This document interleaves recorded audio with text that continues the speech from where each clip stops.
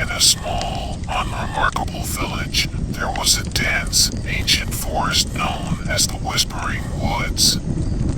Legend spoke of its uncanny silence and the eerie whispers that echoed between the trees after dusk. People avoided it, especially at night. But one brave, or perhaps foolish, girl named Emily decided to explore these woods. Emily was a curious soul, always seeking adventures and mysteries. One evening, as the sun dipped below the horizon, she ventured into the Whispering Woods, armed only with a flashlight and her fearless spirit. As she delved deeper into the woods, the trees seemed to close in around her. The path, barely visible under the moonlight, twisted and turned like a serpent.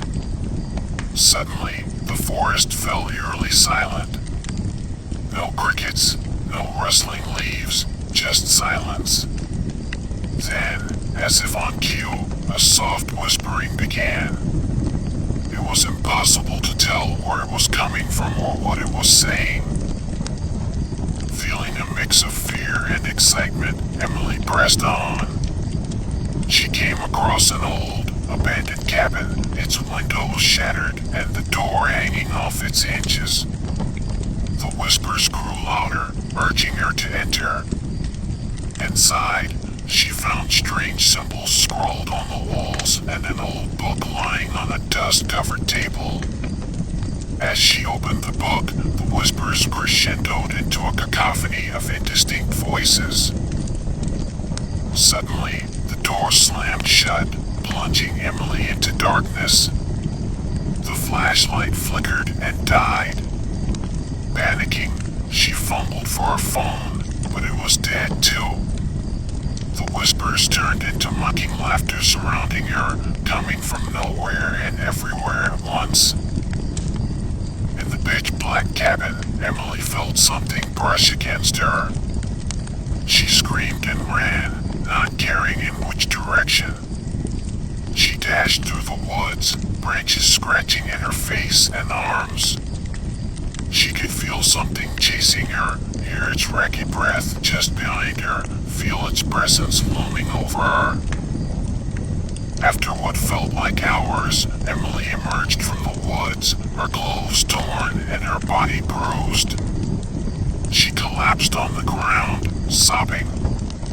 When she looked back, the forest was silent again, as if nothing had happened. But Emily knew better. She never spoke of what happened that night, and she never set foot in the Whispering Woods again. But sometimes, late at night, she would hear faint whispers outside her window, a chilling reminder of that terrifying night. Now the second story.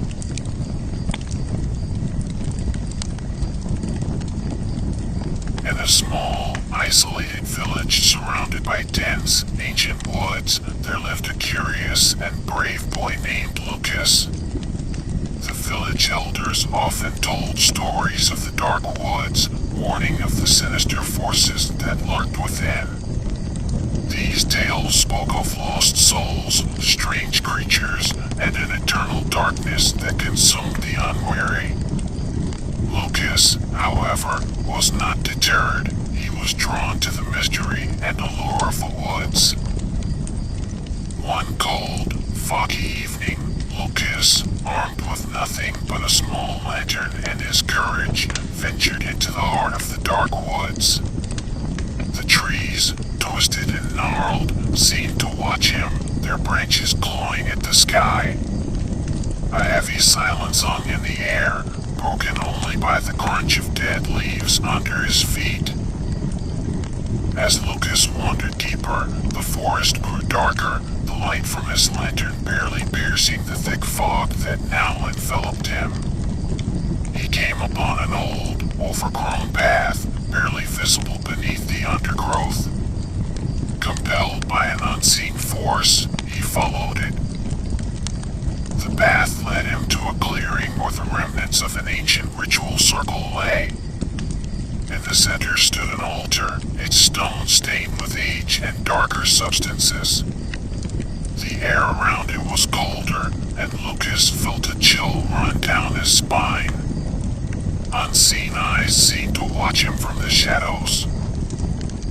Suddenly, the lantern flickered and went out, plunging Lucas into darkness. He heard whispers all around him, voices speaking in a language he couldn't understand. The voices grew louder, turning into a cacophony of sinister laughter and wails of despair. Panicking, Lucas tried to flee, but the forest had changed. The trees seemed to close in on him, their branches entangling, creating a labyrinthine prison. The path had vanished, and with it, any hope of escape. As he stumbled through the woods, desperate to find a way out, he saw figures moving in the shadows. They were neither human nor animal, but twisted, malevolent entities that seemed to materialize from the very darkness of the forest. Their eyes glowed with a malevolent light, and they whispered promises of eternity and power, urging him to join them. Lucas realized these were the lost souls the elders had spoken of, trapped forever in the dark woods, condemned to relive their torment. He tried to ignore them, but their voices filled his mind, drowning out all reason. After what seemed like an eternity, Lucas collapsed, exhausted and helpless. The entities circled around him, their whispers becoming a deafening roar. Just as they closed in, a faint light appeared in the distance. Summoning his last reserves of strength, Lucas ran towards the light. It grew brighter, guiding him out of the dark woods and back to the safety of the village. He emerged at dawn, his face pale and his eyes haunted. Lucas never spoke of what he saw in the dark woods, and he never ventured into them again. But at night, he would wake up to the sound of whispering outside his window, a chilling reminder of the darkness that lurked just beyond the safety of his home. Now the third story.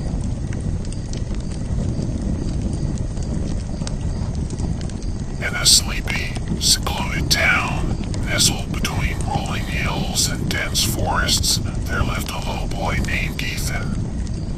Ethan was a curious child with a wild imagination, often dreaming of adventures and mysteries hidden within the woods bordering his backyard.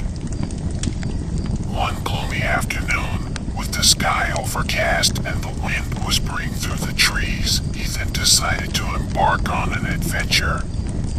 He told his mother he was exploring the backyard, but his true aim was the woods, a place his parents had always warned him about. As Ethan ventured into the forest, the trees seemed to loom over him, their branches intertwining like gnarled fingers above. The further he walked, the more he felt an unsettling stillness enveloping him. The playful chirps of birds and rustling of small animals were conspicuously absent, replaced by a heavy silence that seemed to press down on him. Ethan came across a narrow, winding path he had never seen before. It beckoned him, drawing him further away from the safety of his home.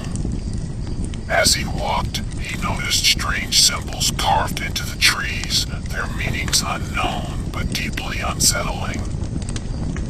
The path led Ethan to a clearing where an old, decrepit house stood, its windows boarded up, its walls overgrown with ivy.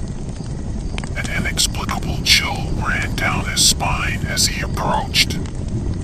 The air grew colder, and a dense fog began to roll in, obscuring his surroundings. Suddenly, Ethan heard a faint whisper. It seemed to come from the house, calling his name. The whisper turned into a chorus of hushed voices, urging him to come closer. Mesmerized, Ethan found himself walking towards the house, each step step feeling heavier than the last. As he reached the doorstep, the door creaked open on its own, revealing a dark, musty interior. The whispers grew louder, now echoing all around him. The house seemed to breathe, its walls pulsating slightly, as if alive. Ethan wanted to run, but his feet wouldn't move. He was drawn into the house, each room more dilapidated than the last. Old portraits hung on the walls, their subjects' eyes seeming to follow him. Toys, long forgotten and covered in dust, lay scattered on the floor as if left by a child from another era. In the deepest room of the house, Ethan found a mirror. But his reflection was not his own. Instead, he saw a ghostly figure, a boy much like himself, but with hollow eyes and a sorrowful expression. The figure reached out, its hand pressing against the glass, and Ethan felt an icy grip on his heart. Terrified, Ethan ran from the house, the whispers turning into screams behind him. The forest seemed to close in, the trees bending unnaturally towards him, as if trying to trap him. In a panic, he lost the path and found himself hopelessly disoriented. Just as despair began to set in, Ethan saw a light. His parents, frantic with worry, had come searching for him. They found him trembling at the edge of the woods, eyes wide with fear. Ethan never spoke of what he saw in the house, but he never ventured into the woods again. Yet, sometimes, late at night, he would hear whispers outside his window, and in the corner of his room, he would see the faint outline of a boy watching him from the shadows. Now the fourth story.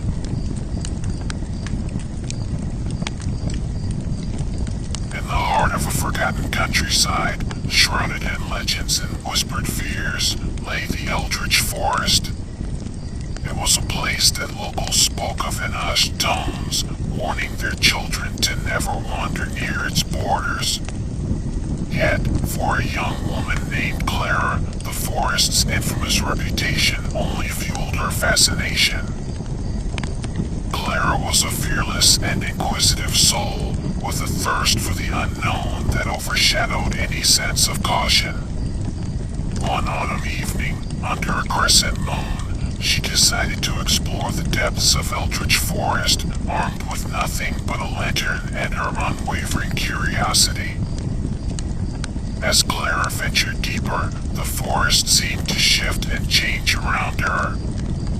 The trees, gnarled and ancient, formed twisted shapes, and shadows danced in the corners of her eyes.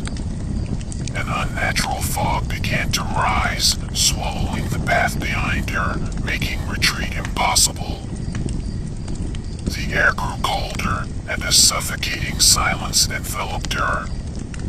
The usual sounds of wildlife were eerily absent. Instead, there were whispers, faint and unintelligible, as if the trees themselves were speaking in a forgotten language. Clara's heart raced, but she pressed on, drawn by an inexplicable force deeper into the heart of the forest. In a clearing, she found an old well, its stones covered in moss and strange, runic carvings. As she approached, the whispers grew louder, now echoing from the depths of the well. Against her better judgment, Clara peered inside. In the darkness below, she saw flickering lights, like the eyes of something watching her. Suddenly, a cold hand grasped her shoulder. She screamed and turned, but there was nothing there, only the dense, suffocating trees.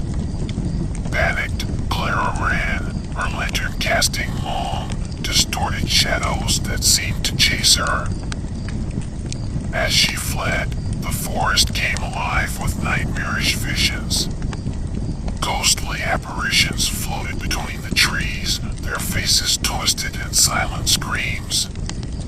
The ground beneath their feet seemed to undulate, and the trees bled a dark, viscous substance. The whispers turned into screams, filling her ears with a cacophony of terror. Clara stumbled upon an old, decrepit mansion, its walls crumbling and overtaken by the forest. Desperate for shelter, she entered, only to find the interior warped and changing, like a living, breathing entity. The corridors twisted endlessly, and the rooms were filled with antique mirrors that reflected distorted, horrifying versions of herself. In one room, she found a diary, its pages filled with the ramblings of a madman, speaking of a curse and a creature that dwelt in the heart of the forest. As she read, the walls began to close in on her, and the mirrors shattered, their shards levitating and pointing at her like accusing fingers. Clara ran from the mansion, her mind teetering on the edge of madness. She found herself back at the well, where the whispers coalesced into a voice, offering her way out in exchange for something precious. With no other option, Clara agreed. The forest guided her back to the edge, where she emerged under the light of dawn. But as she left, she realized the price of her escape. Her shadows remained in the forest, and with them, a part of her soul. Clara returned to her village, a shell of her former self. She never spoke of what happened in the eldritch forest, but at night she would hear the whispers, and in the darkness of her room, she noticed the absence of her shadow, a constant reminder of the horrors that lurked within the forest. And so, the eldritch forest remains a place of nightmares, waiting for the next unwary soul to venture into its depths.